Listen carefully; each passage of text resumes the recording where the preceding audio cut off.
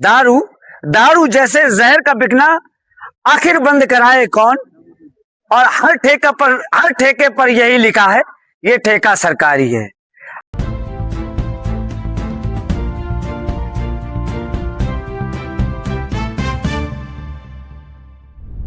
मजबूती से एमआईएम के लिए काम करेंगे, पूरी शिद्दत पूरी ताकत से, और एमआईएम को इस क्षेत्र में घर घर तक पहुंचाने का काम करेंगे।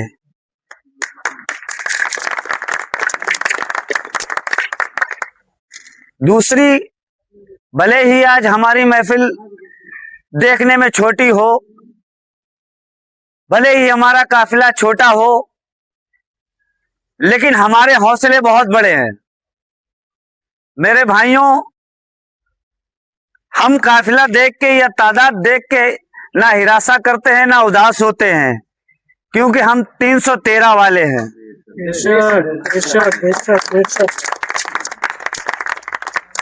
हमारी वहां भी तादाद कम थी, लेकिन हमारे हमेशा कारनामे बड़े थे।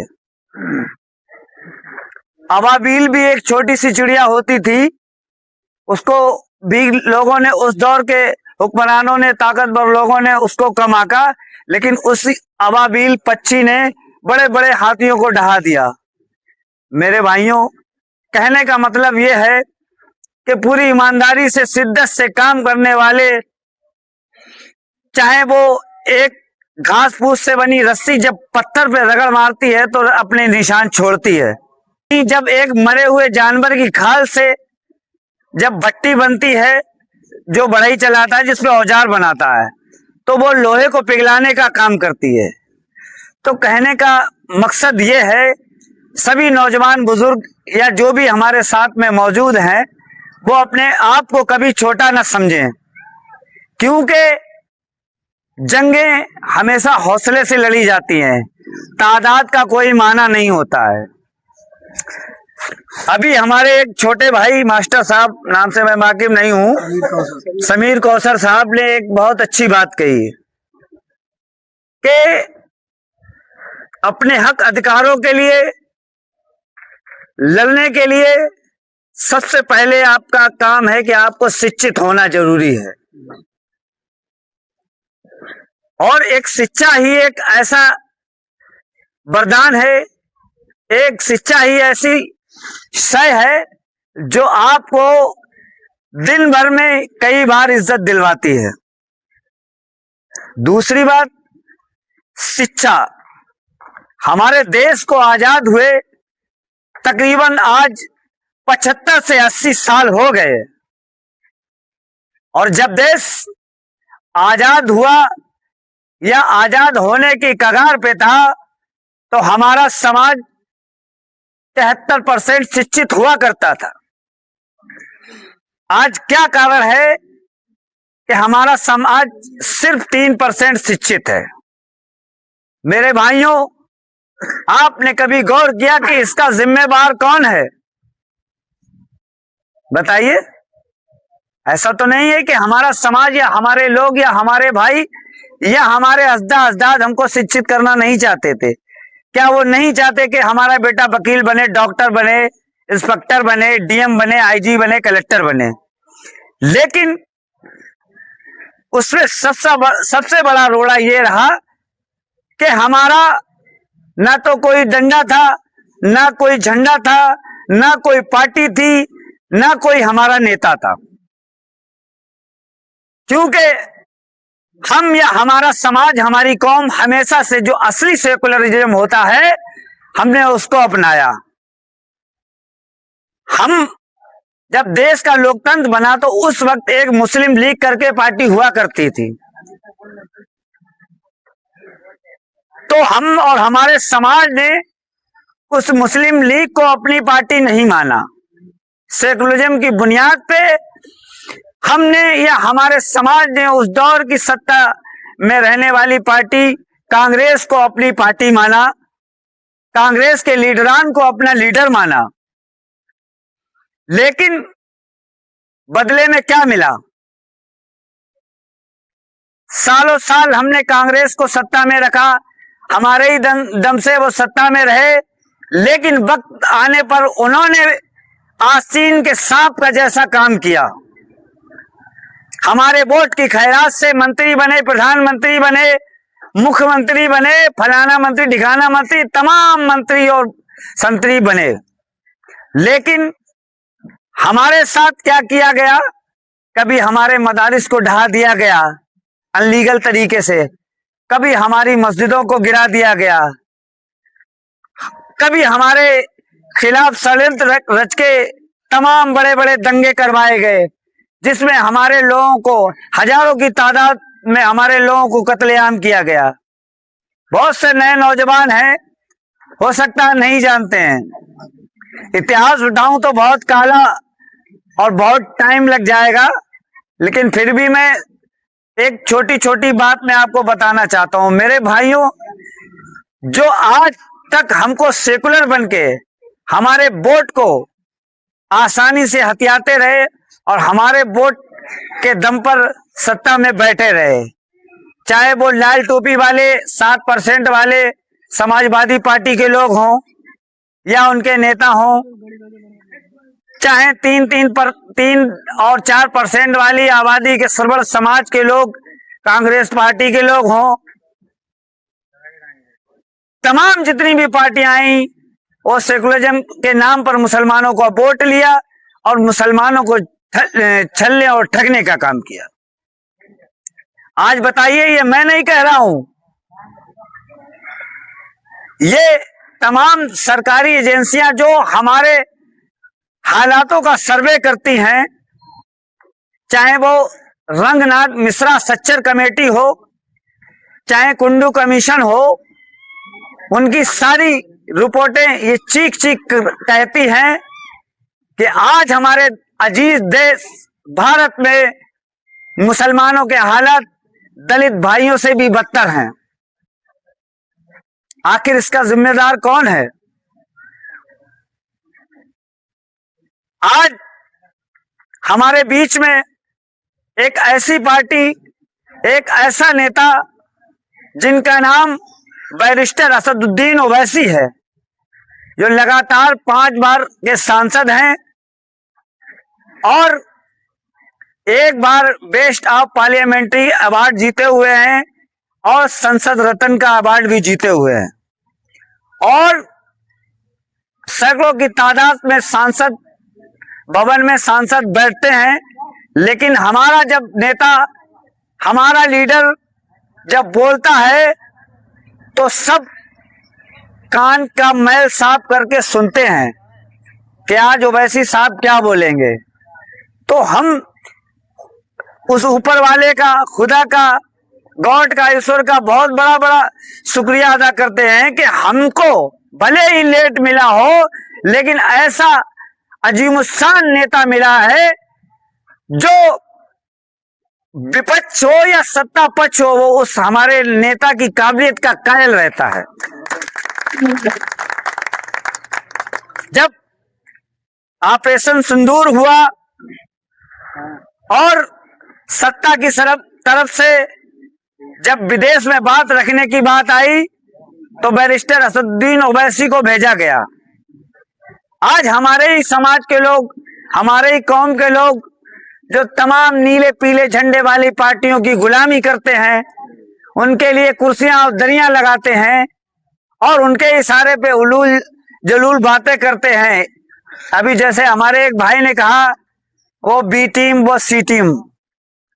मेरे भाइयों, ऑल इंडिया मजलिस Ittehadul Muslimeen party, AIMIM party या बैरिस्टर असदुद्दीन ओवैसी या उनका एक एक पूरे देश में पार्टी के लिए करने वाला कारकुन काम, वो बी टीम नहीं है, वो जनता की टीम है, वो दलितों की टीम है, वो पिछड़ों की टीम है, वो मजदूरों की टीम है, वो किसानों की टीम है, वो अक़लियत की टीम है।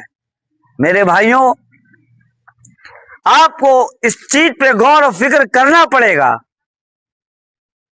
आप बताइए, जब हमारा कांग्रेस से मोह भंग हुआ तो हमारे समाज के उस दौर के जो लोग, जो लीडर हुए, उन्होंने कहा कि हमारा एक और नेता आ गया, ये हमारा हक अधिकार दिलाएगा, ये हमारे समाज की पैरवी करेगा, और आपने उसके झांसे में आकर उनको भी झोली भर भर के वोट दिया और 4 बार मुख्यमंत्री बनाया मेरे भाइयों, 4 बार। लेकिन बताओ, जब आपकी मस्जिद गिराई गई तो क्या कोई बोला? जब आपकी बहन बेटियों के चेहरे से नकाब खींचा गया तो किसी के मुंह से 2 शब्द निकले?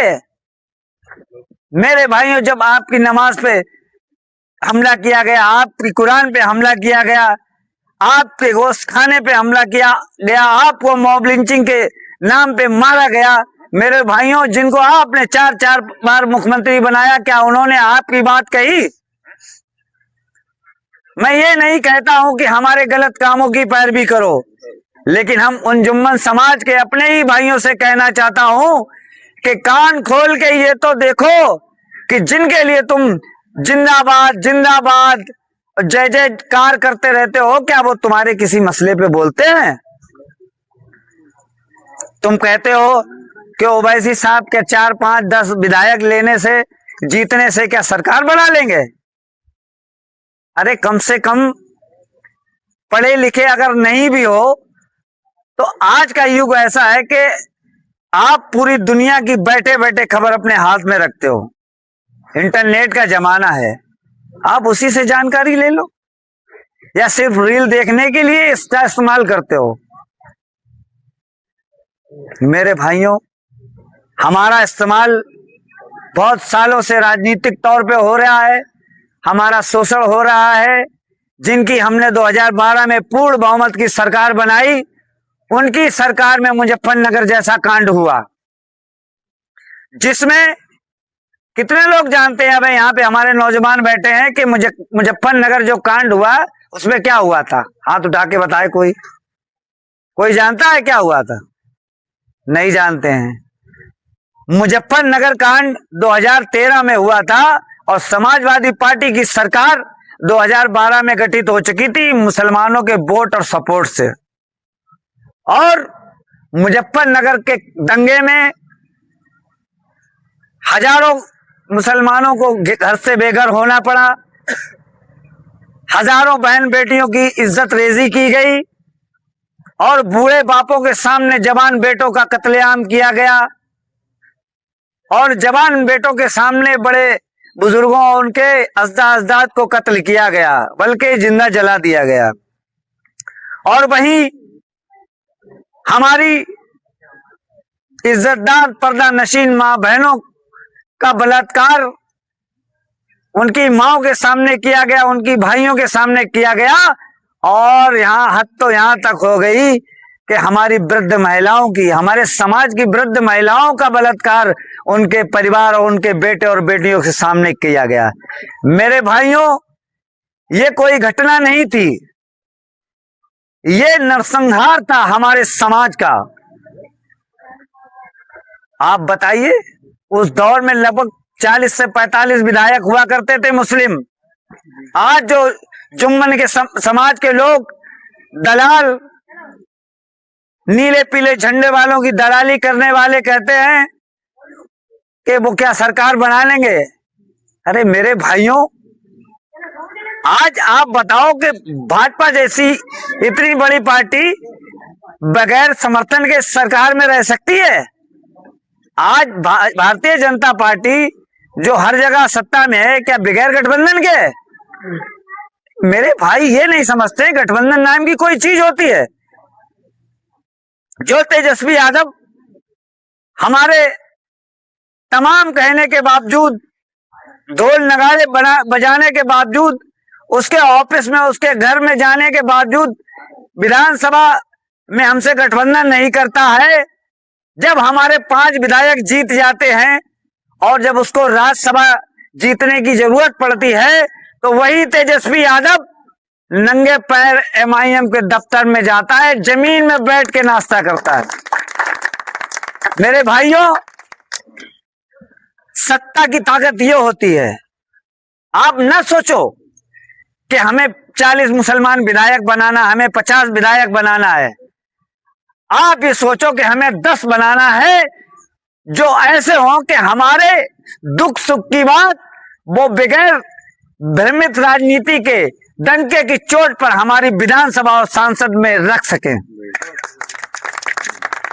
मेरे भाइयों, आपने 40-40, 50-50 विधायक मुस्लिम जिताए, लेकिन जब मुजफ्फरनगर जैसा कांड हुआ, कोई हमें बता दे, कोई वीडियो फोटो हो, कुछ भी हो, बता दे कि कोई मुस्लिम विधायक सांसद मुजफ्फरनगर के पीड़ित हमारी मां बहनों, बहन बेटियों की हालचाल लेने गया हो।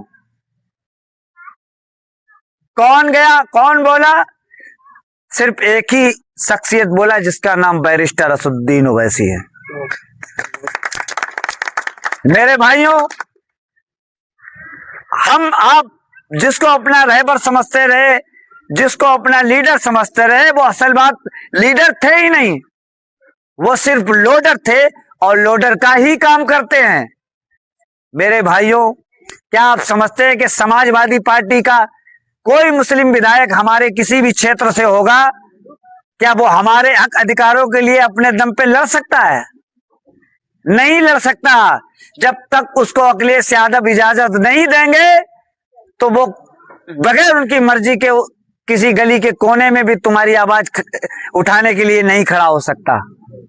मेरे भाइयों, अगर कांग्रेस का विधायक सांसद है, कितना भी मुसलमान हो आपके मोहल्ले का हो, जब तक कांग्रेस पार्टी या उसके आला कमान का आदेश नहीं होगा, आपके संग कुछ भी हो जाए वो बोल नहीं सकता। मेरे भाइयों, ऐसा लीडर चुनो, ऐसा नेता चुनो जो आप पे हक अधिकारों के लिए बगैर सोचे, बगैर समझे सीना खोल के आगे खड़ा हो जाए कि इन पे आंच आने से पहले हमारी छाती से गुजरना पड़ेगा। आप बताइए, सौरिक में ले लीजिए आप, क्या सौरिक में हमारा चेयरमैन नहीं बन सकता क्या? आज अगर सोच ले, लेकिन क्या है, वो नीले झंडे की दरियां बिछाएंगे, कोई लाल झंडे की दरियां बिछाएगा, कोई पीले की, कोई नीले की। अब हद हो गई यहाँ की। जो तुम्हारे लिए गड्ढा खोद रहे हैं, जो तुम्हारे लिए खाई खोद रहे हैं, जो हमेशा चाह रहे हैं कि ये यहां से पाकिस्तान चले जाए, ये यहां से नापैद हो जाएं, आज लोग उन्हीं के पीछे पीछे जिंदाबाद मुर्दाबाद कहते घूम रहे हैं। जो तुम्हारे नमाज पढ़ते पे तुम्हारे पिछवाड़े पे लात मार रहे हैं, जो तुम्हारे कुरान को जला रहे हैं, जो तुम्हारी नमाज में बाधा कर रहे हैं, जो तुम्हारी बहन बेटियों के हिजाब खींच रहे हैं, जो तुम्हें गोश्त के नाम पर जिंदा जला दे रहे हैं, आप उनके पीछे पीछे घूम रहे हो। आपको उन लोगों का खौफ है, लेकिन आप लोगों को खुदा का खौफ नहीं रहा। मैं उन लोगों से कहना चाहता हूं जो आज सत्ता पक्ष के लोगों के पीछे उनका दामन, उनका कुर्ता पकड़ के उनको पीर समझ रहे हैं। वो ये सोच रहे हैं कि ये हमें हर दुख परेशानी और मुसीबत से बचा लेंगे। मेरे भाइयों, मैंने भी बहुत दौर देखे हैं। जब तक आपके घर में खाने को नहीं होगा, आपको कोई पूछने वाला नहीं है।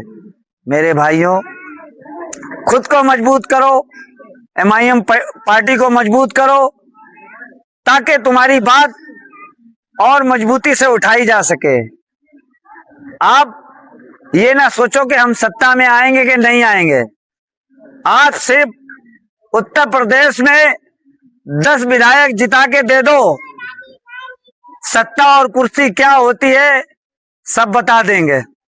सिर्फ 10 विधायक, ऐसा नहीं है कि जीत नहीं सकते। अगर आप नहीं जीत सकते तो आपके बगैर कोई दूसरा भी नहीं जीत सकता। मैं एक मंच के चैलेंज करके कहता हूँ,